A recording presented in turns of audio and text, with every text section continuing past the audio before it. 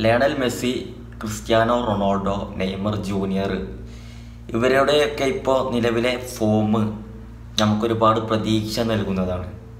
കാരണം ഇപ്പോൾ അവസാനമായിട്ട് അവർ കളിച്ച മത്സരങ്ങൾ മാത്രം നോക്കുകയാണെങ്കിൽ നെയ്മർ ജൂനിയർ സാന്റോസിലേക്ക് തിരിച്ചെത്തി.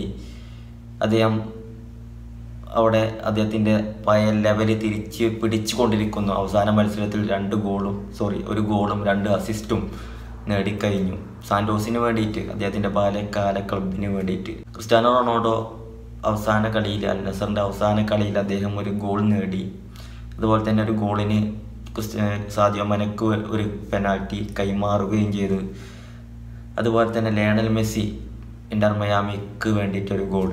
ഈ 3 താരങ്ങളും അവസാനമായിട്ട് കളിച്ച മത്സരങ്ങളിൽ സ്കോർ ചെയ്തിട്ടുണ്ട്, അസിസ്റ്റുകളുണ്ട്. ഇത് നമുക്ക് ഭയങ്കര പ്രതീക്ഷയാണ്. കാരണം 2026 വേൾഡ് കപ്പാണ് നമ്മൾ കാത്തിരിക്കുന്നത്. ഏറ്റവും വലിയ ബിഗ് ടൂർണമെൻ്റ് ആണ്. അതുപോലെ തന്നെ ഒരുപക്ഷെ ഈ 3 പേരുടെയും അവസാന വേൾഡ് കപ്പായിരിക്കാം ഒരു 90%. ആൾറെഡി നെയ്മർ ജൂനിയർ പറഞ്ഞു കഴിഞ്ഞു അതെൻ്റെ അവസാന വേൾഡ് കപ്പാണ് എന്നുള്ളത്. ലയണൽ മെസ്സിക്കും അതൊരു അവസാനം, അതുപോലെ തന്നെ റൊണാൾഡോക്കും അത് അവസാനം വേൾഡ് കപ്പ് തന്നെയായിരിക്കും. കാരണം ഏജ് കാര്യങ്ങളൊക്കെ നമുക്ക് നോക്കുമ്പോൾ മനസ്സിലാവും അത്, അല്ലേ?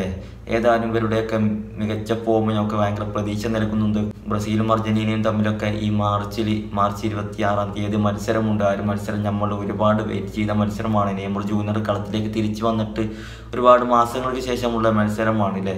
ഏതായാലും നമുക്ക് ഈ ഒരു കാലഘട്ടം, മെസ്സി, നെയ്മർ, റൊണാൾഡോ, ഈ ഒരു കാലഘട്ടം അവരുടെയൊക്കെ ഫുട്ബോൾ നമ്മൾ ഒരുപാട് ആസ്വദിച്ചു. ഫാൻ ഫൈറ്റുകൾ, പരസ്പരം കളിയാക്കിയിട്ടും ട്രോൾ ചെയ്തിട്ടും ഒരുപാട് വർഷങ്ങൾ കഴിഞ്ഞു പോയി, അല്ലേ? ഇപ്പോൾ നമ്മളത് അതേപോലെ തന്നെ ആസ്വദിക്കാൻ നമുക്ക് അതിനുള്ള ഒരു യോഗ്യതയുണ്ട്, അല്ലെങ്കിൽ അതിൻ്റെ സമയം തന്നെയാണ് ഇപ്പോഴും എന്നുള്ളതിന് തെളിവാണ് 3 പേരുടെ നിലവിലെ ഫോം, അല്ലേ?